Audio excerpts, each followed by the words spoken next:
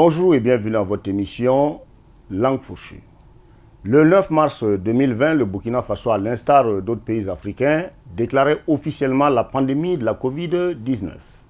Ainsi, des mesures fortes avaient été prises par le gouvernement pour lutter contre cette maladie. Du confinement en passant par le couvre-feu instauré à l'occasion, les Burkinabés ont souffert tant socialement qu'économiquement. Eux, habitués au rassemblement de tout genre, soit pour festoyer, soit pour pleurer, les voici qui se retrouvaient contraints à pousser des racines à la maison et à s'occuper comme ils pouvaient. Le baby-boom qui a suivi cette période de confinement n'est plus à démontrer. Il n'y a qu'à faire un petit tour dans les maternités et autres centres de soins et de promotion sociale. Bref, la première vague de la poche vide 19 a incité nos digérants à prendre des mesures sociales pour alléger les peines des populations. Le motus Rocus himself a pour ce faire déclaré la gratuité de l'eau et de l'électricité pour certaines tranches de consommation entre autres. D'avril à juin, les Moutalandais se redécouvraient un autre mode de consommation de certains services, eux pour qui gratuité rime avec gaspillage.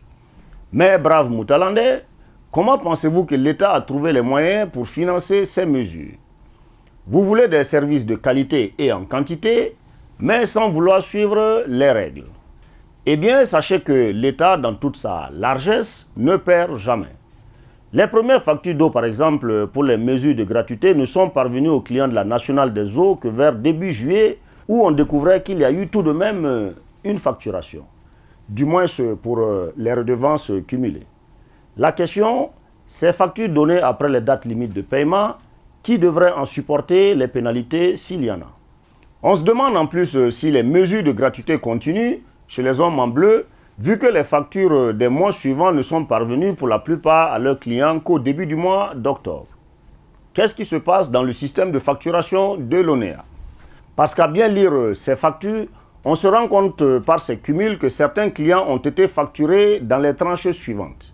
Ainsi, les hommes de G. Frédéric Caboret ont-ils trouvé un subtil moyen de recouvrer les pertes subies pendant les mesures de gratuité. Un petit éclaircissement du gérant de la flotte nationale ne serait pas de trop. En attendant la période dite compliquée, l'eau bleue commence déjà à se faire rare dans certains quartiers de Ouagadougou et les hommes en bleu gagneraient à mieux communiquer avec leurs clients sur certains points. Ce n'est pas parce qu'on est leader, pour ne pas dire le seul dealer dans son domaine, que la communication doit être rompue.